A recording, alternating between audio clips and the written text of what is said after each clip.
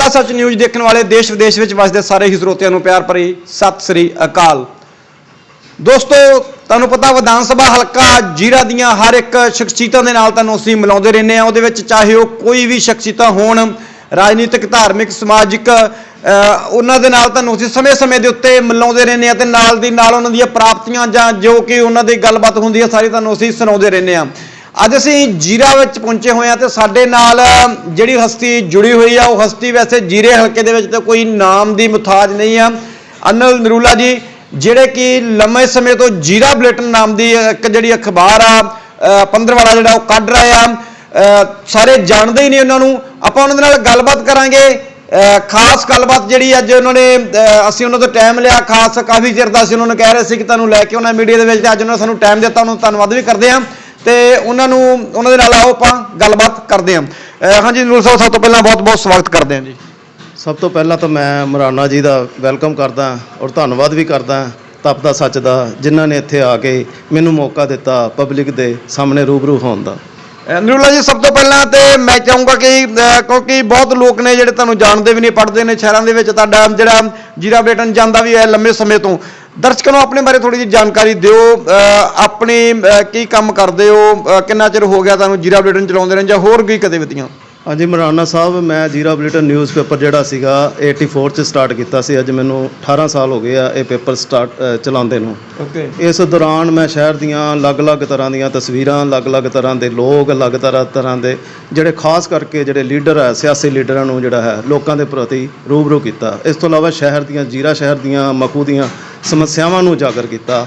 ਪਰ ਇਸ ਤੋਂ ਪਹਿਲਾਂ ਮੈਂ ਤੁਹਾਨੂੰ ਇਹ ਦੱਸਣਾ ਚਾਹੁੰਦਾ ਕਿ ਮੈਂ ਇਸ ਤੋਂ ਪਹਿਲਾਂ 30 ਸਾਲ ਤੱਕ ਜੀਰਾ ਦੇ ਵਿੱਚ ਸੋਸ਼ਲ ਵਰਕ ਕਰਦਾ ਰਿਹਾ, ਜਿਹਦੇ ਵਿੱਚ ਮੈਂ ਵੀ ਇਸ ਦਾ ਵੀਡੀਓ ਦੇ ਜ਼ਰੀਏ ਹੀ ਜਿਹੜੀਆਂ ਸ਼ਹਿਰ ਦੀਆਂ ਗਲੀਆਂ, ਸੜਕਾਂ, ਉਹਨਾਂ ਦੇ ਬਾਰੇ, ਸਕੂਲਾਂ ਦੇ ਬਾਰੇ ਇਹ ਜਾਣਕਾਰੀਆਂ ਜਿਹੜੀਆਂ ਅਸੀਂ ਵੀ ਉਪਲਬਧ ਕਰਾਉਂਦੇ ਸੀ ਕੇਬਲ 'ਤੇ। ਉਸ ਤੋਂ ਬਾਅਦ ਮੈਂ ਜੀਰਾ ਬੁਲੇਟਿਨ ਦੇ ਹੀ ਜਿਹੜਾ ਹੈ ਮੈਂ ਸਾਰੀ ਆਪਦੀ ਟਾਈਮ ਡਿਵੋਟ ਕਰ ਦਿੱਤਾ। ਜਿਵੇਂ ਤੁਸੀਂ ਨਰੂਲਾ ਸਾਹਿਬ ਕਿਹਾ ਕਿ 30 ਸਾਲ ਤੋਂ ਤੁਸੀਂ ਕੰਮ ਕਰ ਰਹੇ ਹੋ ਸੋਸ਼ਲ ਵਰਕਰ, ਬਤੌਰ ਸੋਸ਼ਲ ਵਰਕਰ ਕੀ ਤੁਹਾਡੀਆਂ ਹੁਣ ਤੱਕ ਦੀਆਂ ਪ੍ਰਾਪਤੀਆਂ ਜੇਕਰ ਮੰਨੀਆਂ ਜੀਰੇ ਦੇ ਵਾਸਤੇ, ਕਿਹੜੀਆਂ ਤੁਸੀਂ ਕੰਮ ਜਿਹੜੇ ਕੀਤੇ ਨੇ ਜੀਰੇ ਵਾਸਤੇ? ਮਰਾਨਾ ਜੀ, ਇੱਕ ਸੰਸਥਾ ਬਣਾਈ ਸੀ 30 ਸਾਲ ਪਹਿਲਾਂ, ਸੋਸ਼ਲ ਵੈਲਫੇਅਰ ਕਲੱਬ। ਉਸ ਕਲੱਬ ਦੇ ਵਿੱਚ ਅਸੀਂ ਲੜਕੀਆਂ ਦੀ ਐਜੂਕੇਸ਼ਨ 'ਤੇ ਸਟਾਰਟ ਕੀਤਾ ਸੀਗਾ, ਅਵੇਅਰਨੈਸ ਜਗਾਈ ਸੀ। ਉਸ ਤੋਂ ਬਾਅਦ ਆਬਾਦੀ 'ਤੇ ਅਸੀਂ ਫੋਕਸ ਕੀਤਾ ਸੀਗਾ। ਅਸੀਂ ਪੋਸਟਰ ਵਗੈਰਾ ਵੀ ਲਗਾਏ ਵੱਡੇ ਕਰਕੇ, ਲੜਕੀਆਂ ਦੀ ਐਜੂਕੇਸ਼ਨ, ਲੜਕੀਆਂ ਦੇ ਡੋਰੀ 'ਤੇ ਅਸੀਂ ਬੜੇ ਸਟੈਪ ਲਏ। ਉਸ ਤੋਂ ਬਾਅਦ ਸਾਡਾ ਜਿਹੜਾ ਹੈ ਇਹ ਕਦਮ ਅੱਗੇ ਵੱਧਦਾ ਹੋਸਪਿਟਲਾਂ ਤੱਕ, ਸਕੂਲਾਂ ਤੱਕ ਚਲਾ ਗਿਆ। ਹੋਸਪਿਟਲਾਂ ਨੂੰ ਚੈੱਕ ਕਰਨਾ, ਦੇਖਣਾ, ਡਾਕਟਰਾਂ ਨੂੰ ਮਿਲਣਸਾਰ ਬਣ ਕੇ ਅਸੀਂ ਉਹਨਾਂ ਨੂੰ ਨਾਲ ਲੈ ਕੇ ਕਈ ਕੁਛ ਇੱਥੇ ਪ੍ਰੋਗਰਾਮ ਕਰਾਉਂਦੇ ਰਹੇ। ਅੱਜ ਪ੍ਰੈਜੈਂਟਲੀ ਵੀ ਹਲੇ ਵੀ ਜਿਹੜੇ ਹੈ ਸਮਾਜ ਸੇਵਾ ਨਹੀਂ ਛੱਡੇਗੀ। ਹੁਣ ਸਕੂਲਾਂ ਤੇ ਕਾਲਜਾਂ ਦੇ ਵਿੱਚ ਅਸੀਂ ਇੱਕ ਸਵੇ ਰੋਜ਼ਗਾਰ ਤੇ ਜਿਹੜਾ ਹੈ ਕੰਮ ਕਰਾਉਂਦੇ ਹਾਂ, ਸਕਿੱਲ ਡਿਵੈਲਪਮੈਂਟ, ਸਵੇ ਰੋਜ਼ਗਾਰ, ਬੱਚਿਆਂ ਨੂੰ ਆਪਣੇ ਹੱਥੀਂ ਕੰਮ ਕਰਨ ਦੀ ਟ੍ਰੇਨਿੰਗ ਦਿੰਦੇ ਹਾਂ। ਇਸ ਤੋਂ ਇਲਾਵਾ ਅਸੀਂ ਜਿਹੜੇ ਹੈ ਲੋਕਾਂ ਨੂੰ ਇਹ ਕਹਿੰਦੇ ਹੈਗੇ ਆ ਕਿ ਹੱਥੀਂ ਕੰਮ ਕਰਨ ਤੋਂ ਇਲਾਵਾ ਬੱਚਿਆਂ ਨੂੰ 10ਵੀਂ ਜਾਂ 12ਵੀਂ ਤੋਂ ਬਾਅਦ ਸਕਿੱਲ ਡਿਵੈਲਪਮੈਂਟ ਦਿਓ। ਬੱਚਿਆਂ ਨੂੰ ਜਿਹੜੀ ਹੈ ਟ੍ਰੇਨਿੰਗ ਜਿਹੜੀ ਹੈ ਹੱਥੀਂ ਕੰਮ ਕਰਨ ਦੀ ਔਰ ਸਕਿੱਲ ਡਿਵੈਲਪਮੈਂਟ, ਅਲੱਗ-ਅਲੱਗ ਪ੍ਰੋਫੈਸ਼ਨ ਦੀ ਟ੍ਰੇਨਿੰਗ ਦਿਓ। ਔਰ ਅਸੀਂ ਸਕੂਲਾਂ ਵਾਲਿਆਂ ਨੂੰ ਅਤੇ ਸਿੱਖਿਆ ਵਿਭਾਗ ਨੂੰ ਵੀ ਅਸੀਂ ਕੈਪਟਨ ਅਮਰਿੰਦਰ ਸਿੰਘ ਤੱਕ ਗਏ ਸੀਗੇ। ਅਸੀਂ ਇਹ ਉਹਨਾਂ ਨੂੰ ਅਪੀਲ ਕੀਤੀ ਸੀ ਕਿ ਜਿਹੜੇ ਸਕੂਲਾਂ ਦੇ ਵਿੱਚ ਨਾ 3-4 ਸਬਜੈਕਟ ਦੁਬਾਰਾ ਨਵੇਂ ਇੰਟਰੋਡਿਊਸ ਕੀਤੇ ਜਾਣ। ਪਹਿਲਾਂ ਕਮਿਊਨੀਕੇਸ਼ਨ ਸਕਿੱਲ ਦਾ, ਬੱਚਿਆਂ ਦਾ ਕਮਿਊਨੀਕੇਸ਼ਨ ਸਕਿੱਲ ਹੀ ਹੈ ਨਹੀਂ। ਜਦੋਂ ਰੋਜ਼ਗਾਰ ਦੇ ਵਿੱਚ ਇੰਟਰਵਿਊ ਹੁੰਦੀ ਆ, ਉਹਨਾਂ ਦੀ ਬੋਲੀ ਬਹੁਤ ਹੋਰ ਤਰ੍ਹਾਂ ਦੀ ਹੁੰਦੀ ਆ, ਜਿਹਦੇ ਕਰਕੇ ਜਿਹੜਾ ਹੈ ਇੰਪਲਾਇਰ ਜਿਹੜਾ ਉਹਨੂੰ ਰਿਜੈਕਟ ਕਰ ਦਿੰਦਾ ਹੈ। ਦੂਸਰੀ ਅਸੀਂ ਇਹ ਕਿਹਾ ਸੀਗਾ ਕਿ ਅੱਜ ਦਾ ਯੁੱਗ ਹੈਗਾ ਗਲੋਬਲ ਦਾ, ਅਤੇ ਤੁਸੀਂ ਕੰਪਿਊਟਰ ਜਿਹੜੇ ਐਜੂਕੇਸ਼ਨ ਤੁਸੀਂ ਦਿੰਦੇ ਆ ਉਹਦੇ ਵਿੱਚ ਬੱਚਿਆਂ ਨੂੰ ਸਿਖਾਓ ਕਿ ਤੁਸੀਂ ਆਪਣਾ ਬਿਜ਼ਨਸ ਕਿਵੇਂ ਕਰ ਸਕਦੇ ਆ, ਕਿਵੇਂ ਆਪਣਾ ਔਨਲਾਈਨ ਬਿਜ਼ਨਸ ਕਰ ਸਕਦੇ ਆ। ਤੀਸਰਾ ਅਸੀਂ ਇਹ ਲਿਆ ਸੀਗਾ ਕਿ ਜਿਹੜੀਆਂ ਕਿਤਾਬਾਂ ਹੈ ਉਹਦੇ 'ਤੇ ਬਿਜ਼ਨਸ ਦੀਆਂ ਕਿਤਾਬਾਂ ਲਗਾਓ ਔਰ ਬਿਜ਼ਨਸ ਬਾਰੇ ਜਾਣਕਾਰੀ ਦਿਓ ਕਿ ਆਪਦਾ ਕੰਮ ਧੰਦਾ ਕਿਵੇਂ ਕਰੀਏ, ਕਿਉਂਕਿ ਬਿਜ਼ਨਸ ਕਰਨਾ ਇੱਕ ਹਰੇਕ ਬੰਦੇ ਦਾ ਵੱਸ ਨਹੀਂ ਹੁੰਦਾ, ਉਹਦੇ ਵਿੱਚ ਟਿਪਸ ਚਾਹੀਦੇ ਆ। ਫਿਰ ਅਸੀਂ ਪ੍ਰਾਈਵੇਟ ਨੌਕਰੀਆਂ ਬਾਰੇ ਵੀ ਇੱਕ ਮੇਰੀ ਆਪਦੀ ਕਿਤਾਬ ਛਪੀ ਆ, ਉਹਦੇ ਬਾਰੇ ਦੱਸਿਆ ਸੀ ਇੱਕ ਕਿਤਾਬ ਵਗੈਰਾ ਲਗਾਓ ਜਿਹਦੇ ਵਿੱਚ ਪ੍ਰਾਈਵੇਟ ਨੌਕਰੀਆਂ ਬਾਰੇ ਜਿਹੜੀ ਹੈ ਜਾਣਕਾਰੀ ਉਹਨੂੰ ਉਪਲਬਧ ਕਰਾਈ। ਕੀ ਨਾਮ ਤੁਹਾਡੀ ਕਿਤਾਬ ਦਾ? ਮੇਰਾ skill development at the home, ਜਿਹੜਾ ਕਿ ਬੜਾ ਸਿੰਪਲ ਨਾਮ ਹੈ, ਜਿਹਦਾ ਮਤਲਬ ਹੈ ਕਿ ਘਰ ਬੈਠ ਕੇ ਤੁਸੀਂ ਕਿਵੇਂ ਆਪਦੇ ਆਪ ਨੂੰ ਹੁਨਰਮੰਦ ਬਣ ਸਕਦੇ ਆ। ਤੁਸੀਂ ਹੁਨਰਮੰਦ ਬਣੋਗੇ ਤੇ ਤਾਂ ਹੀ ਅੱਗੇ ਆਉਣ ਵਾਲੇ ਸਮੇਂ ਦੇ ਵਿੱਚ ਡਿਗਰੀਆਂ ਦੀ ਕੋਈ ਵੈਲਿਊ ਨਹੀਂ। 10ਵੀਂ ਕਰ ਲਓ, 12ਵੀਂ ਕਰ ਲਓ, BA ਕਰ ਲਓ, ਤੁਸੀਂ ਬੇਰੁਜ਼ਗਾਰ ਹੋਣਾ ਹੀ ਹੋਣਾ ਜਿੰਨਾ ਚਿਰ ਤੁਸੀਂ ਆਪਣੇ ਹੱਥੀਂ ਕੰਮ ਨਹੀਂ ਕਰ ਸਕਦੇ। ਅੱਜ ਕੱਲ੍ਹ ਦਾ ਜਿਹੜਾ ਯੁੱਗ ਹੈ ਭੌਤਿਕਵਾਦ ਦਾ ਯੁੱਗ ਹੈ। ਭੌਤਿਕਵਾਦ ਦੇ ਯੁੱਗ ਦੇ ਵਿੱਚ ਜਿਹੜੀ ਪੈਸਿਆਂ ਦੀ ਲੈਣ ਦੇਣ ਦੀ ਜ਼ਰੂਰਤ ਪੈਂਦੀ ਹੈ। ਹੁਣ ਮੈਥ ਹੈ, ਸਾਇੰਸ ਹੈ, ਇੰਗਲਿਸ਼ ਹੈ ਕਰਾ ਰਹੇ ਆ। 5% ਲੋਕ ਡਾਕਟਰ ਬਣ ਰਹੇ ਆ, ਇੰਜੀਨੀਅਰ ਬਣ ਰਹੇ ਆ।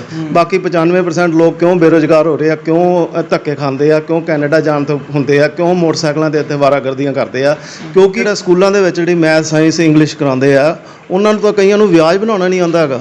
ਉਹਨਾਂ ਦੀਆਂ ਥਿਊਰਮਾਂ ਜਿਹੜੀਆਂ ਹੈ x2 + - ਇਹਨਾਂ ਦੀ ਕੋਈ ਵੈਲਿਊ ਨਹੀਂ ਰਹਿ ਗਈ ਹੈਗੀ। ਉਹਨਾਂ ਨੂੰ ਤੁਸੀਂ ਬਿਜ਼ਨਸ ਕੈਟਾਗਰੀ 'ਚ ਲੈ ਕੇ ਜਾ ਕੇ ਉਹਨੂੰ ਸੈਲਫ ਇੰਪਲੋਇਮੈਂਟ ਦਿਆ, ਉਹਨੂੰ ਕੰਮ ਧੰਦੇ ਦੱਸੋ, ਉਹਨਾਂ ਨੂੰ ਦੱਸੋ ਪਰਸਨੈਲਿਟੀ ਡਿਵੈਲਪਮੈਂਟ ਬਾਰੇ ਦੱਸੋ, ਉਹਨਾਂ ਨੂੰ ਰੋਜ਼ਗਾਰ ਪ੍ਰਤੀ ਜਿਹੜਾ ਪ੍ਰੇਰਿਤ ਕਰੋ। ਨਹੀਂ ਤਾਂ ਬੇਰੁਜ਼ਗਾਰੀ ਤਾਂ ਫੈਲੀ ਜਾਣੀ। ਅਸੀਂ ਸਰਕਾਰ ਦੇ ਮਤਲਬ ਪੰਜਾਬ ਸਰਕਾਰ ਦੇ ਲੈਵਲ ਤੱਕ ਹੁਣ ਆਮ ਪਾਰਟੀ ਵੀ ਆਈ ਆ, ਅਸੀਂ ਭਗਵੰਤ ਮਾਨ ਨੂੰ ਔਰ ਉਹਨਾਂ ਦੇ ਜਿਹੜੇ ਲੀਡਰਸ ਨੇ, ਸਿੱਖਿਆ ਮੰਤਰੀ ਨੇ, ਅਸੀਂ ਸਾਰਿਆਂ ਨੂੰ ਅਪੀਲ ਕਰਦੇ ਹਾਂ ਕਿ ਇਹ 3-4 ਸਬਜੈਕਟਸ ਲਗਾ ਦਿਓ, ਚੰਗੇ ਰਹੋਗੇ ਔਰ ਪੰਜਾਬ ਦੀ ਜਿਹੜੀ ਰੋਜ਼ਗਾਰ ਆ ਜਿਹੜਾ ਉਹਨਾਂ ਪ੍ਰਤੀ ਲੋਕ ਜਾਗਰੂਕ ਹੋਣਗੇ, ਬੇਰੁਜ਼ਗਾਰੀ ਘਟੇਗੀ। ਕਿਉਂਕਿ ਜਿਹੜੀਆਂ ਕਿਤਾਬਾਂ ਵਾਰ-ਵਾਰ ਉਹ ਪੜ੍ਹੀ ਜਾਣੀਆਂ ਮੈਥ ਸਾਇੰਸ ਇੰਗਲਿਸ਼, ਉਹਦਾ ਕੋਈ ਫਾਇਦਾ ਨਹੀਂ। ਜੇ ਹੁਣ ਇੰਗਲਿਸ਼ ਦੇ ਵਿੱਚ ਬੰਦਾ ਕਰ ਰਿਹਾ ਤਾਂ ਫਿਰ ਆਈਲੈਟ ਸੈਂਟਰ ਖੋਲ੍ਹਣ ਦੀ ਕੀ ਜ਼ਰੂਰਤ ਹੈਗੀ ਆ। ਤੋ ਇਸ ਕਰਕੇ ਕਈ ਗੱਲਾਂ ਨੇ, ਟੈਕਨੀਕਲ ਕਮੀਆਂ ਨੇ ਜਿੰਦੇ ਕਰਕੇ ਬੇਰੁਜ਼ਗਾਰੀ ਫੈਲੀ ਹੈ ਤੇ ਲੋਕ ਨਸ਼ੇ ਪ੍ਰਤੀ ਪ੍ਰੇਰਿਤ ਹੋ ਰਹੇ। ਇਹ ਬਿਲਕੁਲ ਸਹੀ ਗੱਲ ਹੈ ਤੁਹਾਡੀ। ਜਿਵੇਂ ਤੁਸੀਂ ਗੱਲ ਕੀਤੀ ਹੈ ਕਿ ਅਸੀਂ ਵੀ ਇਹ ਗੱਲ ਨੂੰ ਦੇਖਦੇ ਹਾਂ ਕਿ ਜਦੋਂ ਕੋਈ ਨੌਕਰੀ ਲਈ ਜਾਣਾ ਹੁੰਦਾ, ਕਿਸੇ ਨੂੰ ਉੱਥੇ ਇੰਟਰਵਿਊ ਦੇਣੀ ਹੁੰਦੀ ਆ ਤੇ ਉਹ ਬੱਚੇ ਨੂੰ ਉੱਥੇ ਪਤਾ ਹੀ ਨਹੀਂ ਲੱਗਦਾ, ਕਿ ਬੱਚੇ ਵਿੱਚ ਕੌਨਫੀਡੈਂਸ ਨਹੀਂ ਹੁੰਦਾ, ਉਹ ਜਿਹੜਾ ਸਿਖਾਇਆ ਹੀ ਨਹੀਂ ਜਾਂਦਾ। ਕਿਉਂਕਿ ਇਹ ਵੀ ਕਿਹਾ ਜਾਂਦਾ ਕਿ ਸਕੂਲ ਅਸਲੀ ਪੜ੍ਹਾਈ ਸਕੂਲ ਤੋਂ ਬਾਹਰ ਨਿਕਲ ਕੇ ਹੁੰਦੀ ਹੈ, ਪਰ ਸਕੂਲ 'ਚ ਕੀ ਪੜ੍ਹਾਇਆ ਗਿਆ ਇੰਨੇ ਸਾਲ।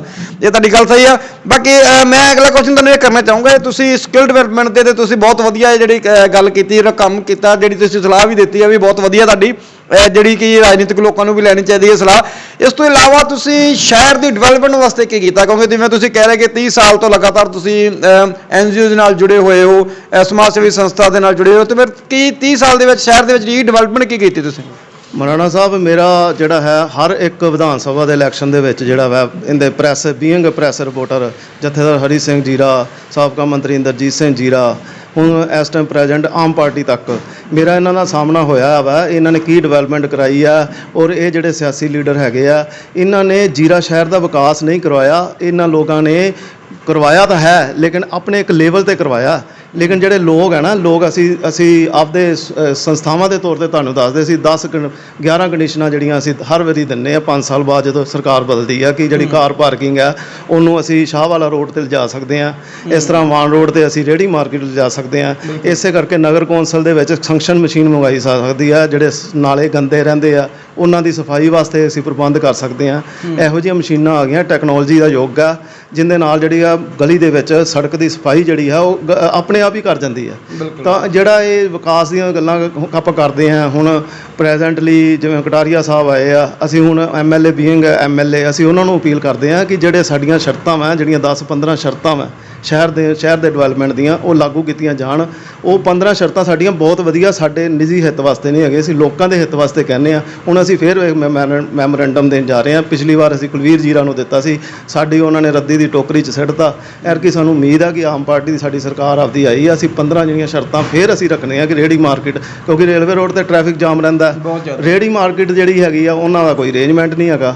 ਇਸ ਤਰ੍ਹਾਂ ਬਹੁਤ ਖੱਲਰ ਪਿਆ ਆ ਜੀਰੇ ਸ਼ਹਿਰ ਦੇ ਵਿੱਚ, ਉਹ ਗੱਲਾਂ ਨਹੀਂ ਹੈਗੀਆਂ। ਹੁਣ ਪਿਛਲੀ ਵਾਰ ਜਿਵੇਂ ਕੁਲਵੀਰ ਜੀਰਾ ਨੇ ਕਿਹਾ ਸੀ ਕਿ ਮੈਂ ਇੰਸਪੈਕਟਰਾਂ ਨੂੰ ਇੱਥੇ ਆਉਣ ਨਹੀਂ ਦੇਵਾਂਗੇ। ਜੇ ਇੰਸਪੈਕਟਰ ਨਾ ਆਊਗਾ ਤੇ ਡਰੱਗਸ ਇੰਸਪੈਕਟਰ ਕਿੱਥੋਂ ਆ ਜਾਊਗਾ? ਫਿਰ ਮੈਡੀਕਲ ਤੇ ਛਾਪਾ ਕਿਵੇਂ ਪੈ ਜਾਊਗਾ? ਜੇ ਆਪਣਾ ਤੁਸੀਂ ਇੰਸਪੈਕਟਰ ਨਹੀਂ ਇੱਥੇ ਆਉਣ ਦੇਣਾ ਤੇ ਤੁਸੀਂ ਆਪਣਾ ਉਹ ਜਿਹੜੇ ਫੂਡ ਵਿੱਚ ਅਡਲਟਰੇਸ਼ਨ ਕਰਦੇ ਆ, ਮਿਲਾਵਟ ਕਰਦੇ ਆ, ਤੇ ਕੋਈ ਚੀਜ਼ਾਂ ਮਿਲਾਉਂਦੇ ਨੇ ਜਾਂ ਦੇਸੀ ਡੁਪਲੀਕੇਟ ਆ, ਉਹ ਕਿਵੇਂ ਆਊਗਾ? ਤੇ ਜਿਹੜੇ ਇੰਸਪੈਕਟਰ ਆ ਉਹ ਤਾਂ ਹੀ ਆਉਣਗੇ, ਅਸੀਂ ਸਾਡੇ ਵਰਗੇ ਲੋਕ ਜਾਣਗੇ ਤੇ ਕਹਿਣਗੇ ਨਾ ਆਹ ਚੀਜ਼ ਗਲਤ ਹੈ। ਲੇਕਿਨ ਹੁਣ ਸਾਨੂੰ ਉਮੀਦ ਆ ਕਿ ਆਮ ਪਾਰਟੀ ਦੀ ਸਰਕਾਰ ਹੋਣ ਨਾਲ ਬਹੁਤ ਫਰਕ ਪਏਗਾ, ਔਰ ਅਸੀਂ ਵੀ ਕੋਸ਼ਿਸ਼ਾਂ ਕਰਾਂਗੇ ਕਿ ਸ਼ਹਿਰ ਦੀ ਡਿਵੈਲਪਮੈਂਟ ਵਾਸਤੇ ਕੁਝ ਕਰੀਏ। ਠੀਕ ਆ, ਕੁਲਵੀਰ ਜੀਰਾ ਨੇ ਡਿਵੈਲਪਮੈਂਟ ਕਰਾਈ ਆ, ਪਰ ਇਨਫਰਾਸਟ੍ਰਕਚਰ ਡਿਵੈਲਪਮੈਂਟ ਜਿਹੜੀ ਆ ਉਹ ਕਰਵਾਈ ਆ, ਸੜਕਾਂ ਦੀ ਕਰਾਈ ਆ, ਬਟ ਬਹੁਤ ਸਾਰੀਆਂ ਚੀਜ਼ਾਂ ਜਿਹੜੀਆਂ ਆਮ ਮਿਡਲ ਕਲਾਸ ਵਰਗ ਤੋਂ ਛੁੱਟ ਗਈਆਂ, ਜਿੰਦੇ ਕਰਕੇ ਜਿਹੜਾ ਅੱਜ ਕਾਂਗਰਸ ਨੂੰ ਹਾਰ ਦਾ ਸਾਹਮਣਾ ਕਰਨਾ ਪਿਆ। ਜਿਵੇਂ ਮਿਡਲ ਕਲਾਸ ਦੇ ਵਿੱਚ ਬਹੁਤ ਸਾਰੀਆਂ ਸਮੱਸਿਆਵਾਂ ਸੀਗੀਆਂ, ਪਿੱਛੇ ਜੇ ਕਰੋਨਾ ਆਇਆ, ਕਰੋਨਾ ਦੀ ਸਮੱਸਿਆ 'ਚ ਲੋਕ ਪੀੜਤ ਹੋ ਰਹੇ। ਇਹਨਾਂ ਨੇ ਸਾਡੇ ਚੌਂਕਾਂ 'ਚ ਜਾ ਕੇ ਡੰਡੇ ਮਾਰੇ ਮਿਡਲ ਕਲਾਸ ਦੇ, ਤੇ ਫਿਰ ਮਿਡਲ ਕਲਾਸ ਨੇ ਵੀ ਅੱਗੇ ਉੱਠ ਕੇ ਤੇ ਇਹਨਾਂ ਦੇ ਖਿਲਾਫ ਵੋਟਾਂ ਪਾਈਆਂ। ਤੇ ਲੀਡਰਾਂ ਨੂੰ ਸਮਝ ਜਾਣਾ ਚਾਹੀਦਾ ਕਿ ਲੋਕ ਜਾਗਰੂਕ ਹੋ ਚੁੱਕੇ ਨੇ, ਔਰ ਅੱਗੇ ਤੋਂ ਮਤਲਬ ਜਿਹੜੀ ਹੈ ਸੋਚ ਸਮਝ ਕੇ ਹੀ ਕੰਮ ਕੀਤਾ ਜਾਣਾ ਚਾਹੀਦਾ। ਨਿਰਮਲਾ ਸਾਹਿਬ, ਇੱਕ ਨਾ ਕੁਐਸਚਨ ਮੇਰਾ, ਤੁਸੀਂ ਵੀ ਬਤੌਰ ਪੱਤਰਕਾਰ ਮੀਡੀਆ ਦੇ ਨਾਲ ਜੁੜੇ ਹੋਏ ਹੋ, ਲੰਬੇ ਸਮੇਂ ਤੋਂ ਜੁੜੇ ਹੋਏ ਹੋ, ਸਾਡੇ ਤੋਂ ਕਾਫੀ ਸੀਨੀਅਰ ਹੋ, ਅਸੀਂ ਤੁਹਾਡੇ ਤੋਂ ਬਹੁਤ ਕੁਝ ਸਿੱਖਦੇ ਵੀ ਹਾਂ ਤੁਹਾਡੀਆਂ ਗੱਲਾਂ ਤੋਂ, ਕਿਉਂਕਿ ਅਸੀਂ ਤਾਂ ਥੋੜ੍ਹਾ ਟਾਈਮ ਪਹਿਲਾਂ ਸ਼ੁਰੂ ਕੀਤਾ, ਤੁਸੀਂ ਲੰਬੇ ਸਮੇਂ ਤੋਂ ਕੰਮ ਕਰ ਰਹੇ ਹੋ। ਇੱਕ ਨਾ ਕੁਐਸਚਨ ਮੇਰੇ ਮਨ ਵਿੱਚ ਆਉਂਦਾ ਸੀ, ਚਿੱਟੇ ਨੂੰ ਲੈ ਕੇ ਆਮ ਆਦਮੀ ਪਾਰਟੀ ਨੇ ਬਹੁਤ ਵੱਡਾ ਇੱਕ ਜਿਹੜੀ ਸਰਕਾਰ ਜਿਹੜੀ ਬਣੀ ਚਿੱਟੇ ਦੇ ਮੁੱਦੇ ਨੂੰ ਲੈ ਕੇ ਸੀ ਵੀ ਚਿੱਟੇ ਤੋਂ ਬਹੁਤ ਜ਼ਿਆਦਾ ਲੋਕ ਦੁਖੀ ਸੀ, ਮਾਵਾਂ ਪੀੜਤ ਜਿਹੜੇ ਪੀੜਤ ਨੇ ਉਹਨਾਂ ਦੀਆਂ ਮਾਵਾਂ ਬਹੁਤ ਦੁਖੀ ਨੇ, ਪਰਿਵਾਰ ਦੁਖੀ ਨੇ, ਉਹਨਾਂ ਦੇ ਰਿਸ਼ਤੇਦਾਰ ਦੁਖੀ ਨੇ। ਇਸ ਚੀਜ਼ ਨੂੰ ਲੈ ਕੇ ਵੀ ਚਿੱਟੇ ਨੂੰ ਲੈ ਕੇ ਬਹੁਤ ਵੱਡੀਆਂ ਵੋਟਾਂ ਪਈਆਂ ਸੀ, ਪਰ ਹੁਣ ਜਿਹੜੇ ਵੱਡੇ ਬਿਆਨ ਦਿੱਤੇ ਗਏ ਸੀ ਚਿੱਟੇ ਨੂੰ ਲੈ ਕੇ ਆਮ ਆਦਮੀ ਪਾਰਟੀ ਵੱਲੋਂ, ਪਰ ਸ਼ਾਇਦ ਤੁਸੀਂ ਦੇਖਿਆ ਹੋਇਆ ਅਸੀਂ 1-2 ਰਿਪੋਰਟਾਂ ਕਵਰੇਜ ਕੀਤੀਆਂ ਜਿੱਥੋਂ ਸਾਨੂੰ, ਕਿਉਂਕਿ ਸਾਨੂੰ ਵੀ ਪਤਾ ਏਡੀ ਜਲਦੀ ਕੰਮ ਨਹੀਂ ਹੁੰਦਾ, ਪਰ ਲੋਕਾਂ ਨੇ ਸਾਨੂੰ ਵੀਡੀਓ ਬਣਾ ਕੇ ਭੇਜੀਆਂ ਕਿ ਆਹ ਦੇਖੋ ਸ਼ਰੇਆਮ ਚਿੱਟਾ ਵਿਕ ਰਿਹਾ।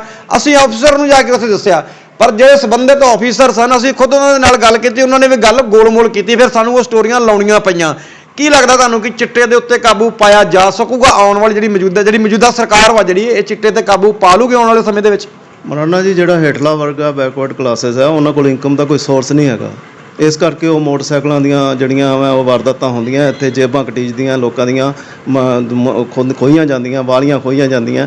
ਇਹ ਜਿਹੜੀਆਂ ਵਾਰਦਾਤਾਂ ਤਾਂ ਹੁੰਦੀਆਂ ਹੈਗੀਆਂ ਕਿ ਮੋਟਰਸਾਈਕਲਾਂ ਦੇ ਬਿੱਲ ਉਤਾਰਨੇ ਹੁੰਦੇ ਆ, ਇਸ ਤੋਂ ਇਲਾਵਾ ਜਿਹੜੇ ਮੋਬਾਈਲ ਦੇ ਖਰਚੇ ਆ ਉਹ ਪੂਰੇ ਕਰਨੇ ਹੁੰਦੇ ਆ।